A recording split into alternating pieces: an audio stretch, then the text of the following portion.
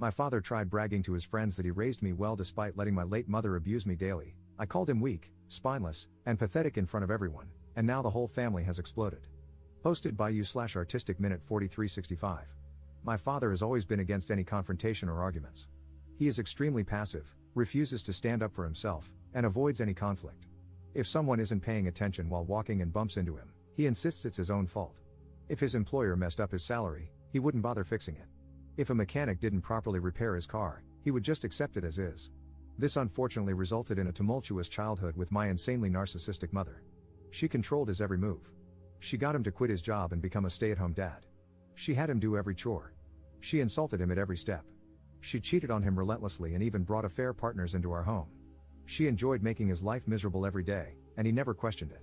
My extended family, God bless them, were there for me as much as they could be.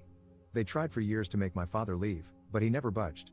When she directed her anger at me, in the form of screaming, insulting, or general demeaning, my father never once found the guts to stand up for me or support me.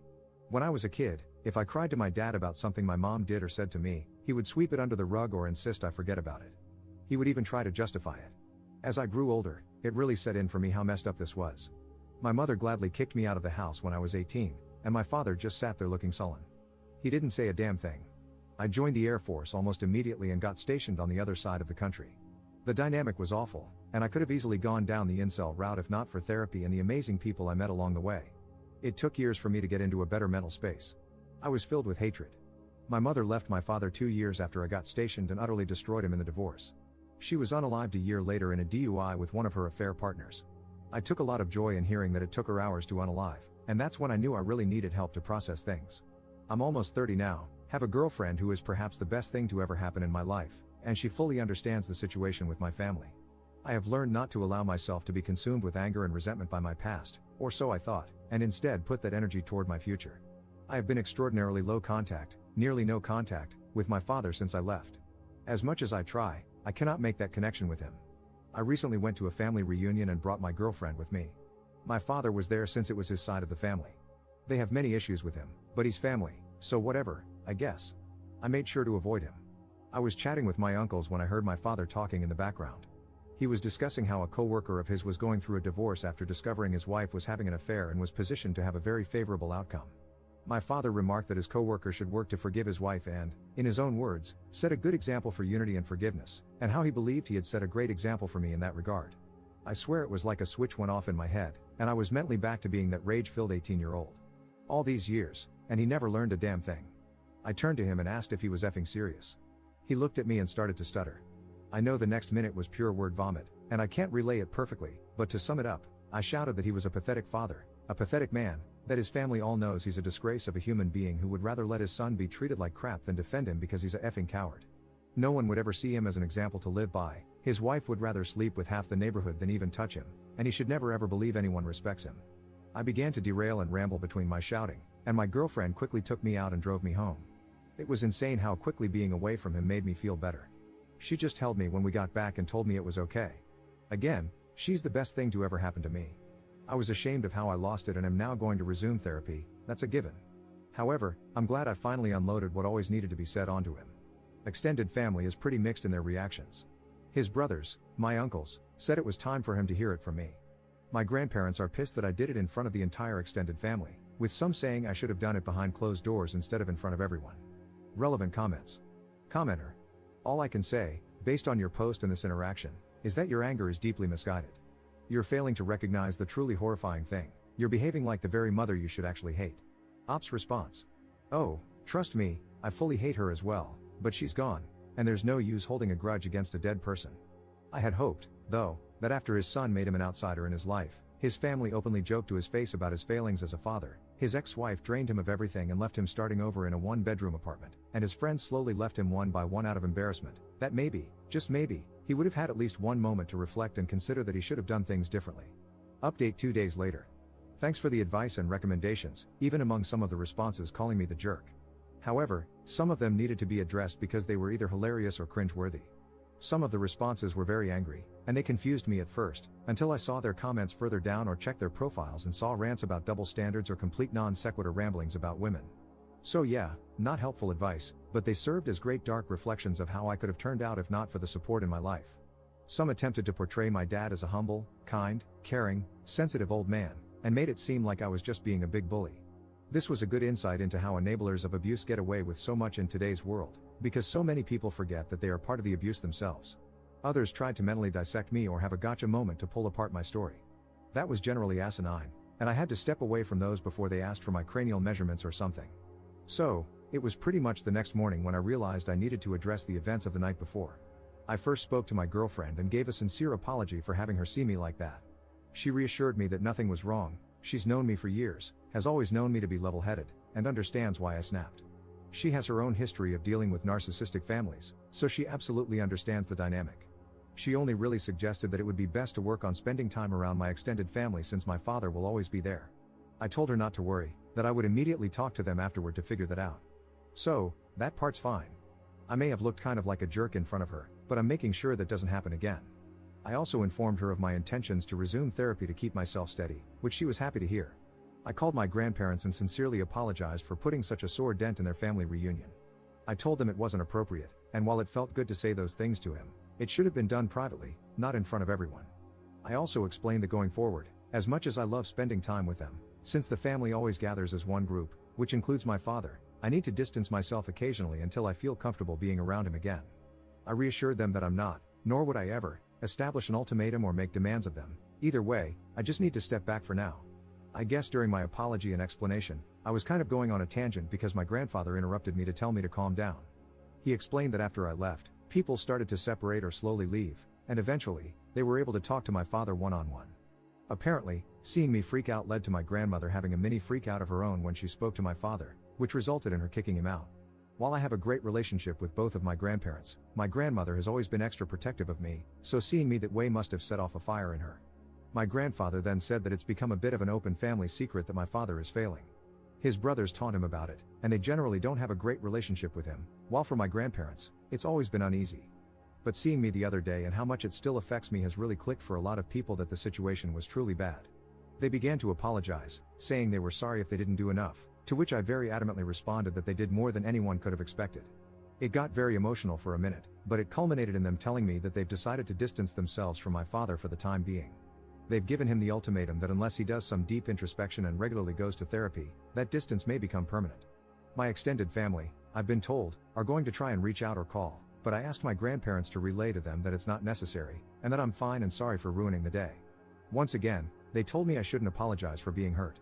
Since then, a few extended family members have sent some messages, with the general consensus being that it's okay, though some older members are complaining about my lack of respect toward my father. And finally, I texted my father, hoping to meet at a local coffee shop for a final talk. When I met him, he didn't look good. I think his parents tearing into him finally got the message through. I had so many things I could have said, but instead, I asked him first if his coworker took the advice he gave him well. He just said that neither the coworker nor several others interact with him anymore. I then asked if he truly, 100% believes that everything he did for me as a child was for my benefit. He didn't really say anything. Finally, I asked if he has any regrets about how I was treated as a child and whether he thinks he did anything wrong. He looked utterly defeated and mumbled that he could have done more. I could have poked and prodded or gone on another rant, but instead, I told him this should be goodbye, and I hope he gets the help he needs. I think finally unloading my frustrations was what I needed to be able to move on and find peace. I absolutely need to stay on track with therapy and admit that a public outburst wasn't okay, but I think I'll be fine now. Second update 3 weeks later. Things have progressed over the last couple of weeks, and I now have broader context about my family. Long story short, a lot was hidden from me. My father was an absolute D-bag to his family, and that's why they treat him the way they do. I received a lot of feedback, and one thing that stood out was people questioning whether my extended family could have contributed to the abuse, which could explain why my father was so feeble. Since I've been trying to work on my relationship with my family, I figured it was time to ask the hard questions before going further. I met with my dad's brothers, who invited me out to a popular lunch spot. For context and clarity, Dale is the oldest brother, he is married and has a daughter and a son. My father is the second oldest, self-explanatory. John is the second youngest, also married with a son, and Bill is the youngest, married with 3 daughters. So, we met up, and I ripped the band-aid off by asking about my father growing up, what he was like beyond the basics I knew, and what's really going on with their relationship. Dale sighed and basically summed up that, besides what I already know, there's a lot of backstory I'm unfamiliar with that they never shared because it was never the right time or place. What I've always known is that my father was fairly normal when he was young. He was a little shy but fantastic academically, played sports occasionally, and had a close-knit relationship with his brothers. However, everything started going downhill when he met my mom during his junior year of high school. What I didn't know was that my father was a guiding figure for his two younger brothers and was generally seen as one of the nicest people, with a bright future ahead of him. My grandparents adored him, and he even became a bit of a golden child, but no one minded because of how well he treated everyone. The reason his family doesn't respect him now is due to how his behavior changed once my mother became attached to him. It started out simply. My mother acted rude and distant toward the family. They weren't huge fans of her, but since my father loved her, they tolerated it. She became possessive, slowly isolating my father and convincing him to give up his ambitions and goals. The family grew concerned and spent a long time trying to talk to him, urging him to leave her. My father didn't budge and began lashing out at them. When I was born, my extended family tried to approach my father about my mother's attitude. My father became angry and even threatened to report them for harassment. He was in complete denial about her behavior. When Dale's wife was struggling with fertility issues, my mother sent her appalling and cruel messages. Furious, Dale confronted my father, but instead of defending his sister-in-law, my father told Dale to drop it and even justified my mother's behavior. Dale punched him, and the situation nearly involved the police. From that point on, Dale hated him. John grew to despise my father when my mother insulted his son, who has mild physical disabilities. Instead of defending John's son, my father made a joke about what she said, which solidified John's hatred for him. Finally, Bill, who had always idolized my father, tried to tell him that my mother had made a pass at him and urged him to get a divorce. My father's response was a furious call filled with hate and words that completely severed their relationship. To sum it all up, the more time my father spent with my mother, the more he began to mirror her attitude. When my family saw signs of abuse toward me and tried to intervene, my father threatened to lie and accuse them of worse things. My mother had money and lawyers, and she could make their lives hell if they tried anything, and my father was fully willing to let her. They were stuck and could only do so much at a time. The older members of the family, like my grandparents, great-aunts, and uncles, believe in the traditional mindset of sticking together as a family no matter what, while the younger generations want to keep their distance from my father. They're all stuck between a rock and a hard place. There's more they told me, but it essentially boils down to the fact that my father chose to lay on the hill for my mom, ruining his relationships with his brothers in the process. And when she died and left him destroyed, he probably had to come to terms with the fact that it was all for nothing. My grandparents seem unwilling to accept that he's truly lost, or maybe they still hold out hope that he can fix his life. Who knows? It's been a lot to process, and my father confirmed all of this when he called me to ask about family therapy with us. I cut to the chase and asked if what I heard was true, and he said yes. I might have agreed to family therapy before, but now I have no idea. Notable comments. Commenter. You were basically your dad's meat shield throughout your entire childhood, and apparently, that was a pattern. Turns out, the man threw his own siblings under the bus as well. And now the idea is family therapy. If something is so deeply ingrained that he's willing to throw his child and siblings to the wolves just to maintain his own illusion, then I really don't think let's work on our relationship is the way forward. If anything, if I were you, I'd be very wary that this is just his latest attempt to let others take the heat while he stays out of the spotlight, pretending to be the good guy. Third update 2 weeks later.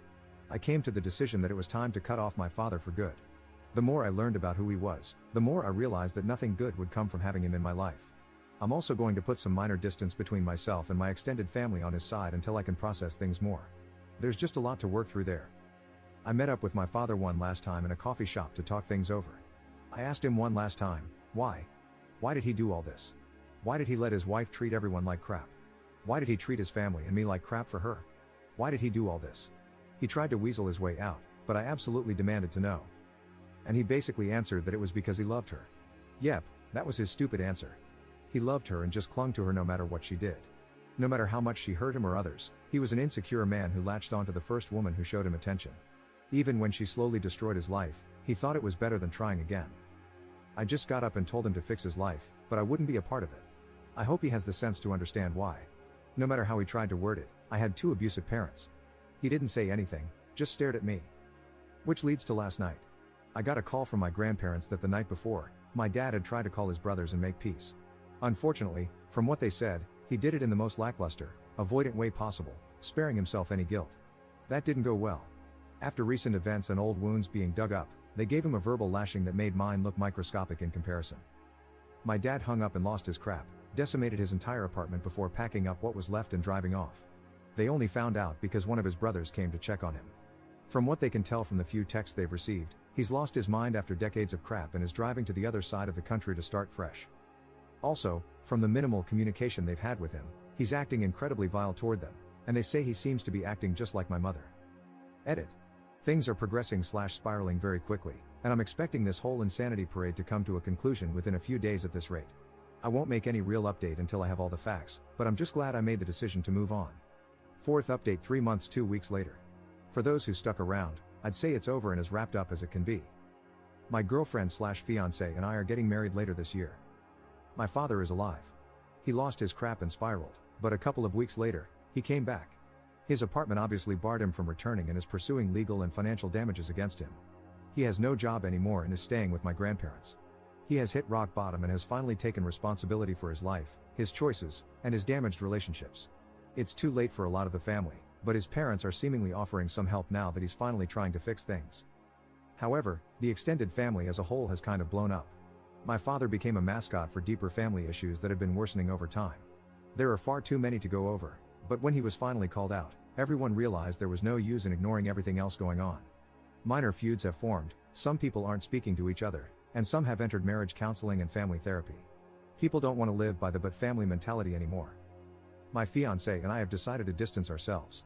We were kind of disappointed, as we had hoped that since her family is insanely toxic, we could lean on mine. But I've come to realize mine has far too many issues to be reliable. Thankfully, we have a fantastic group of friends, so we'll be fine. And that's about it.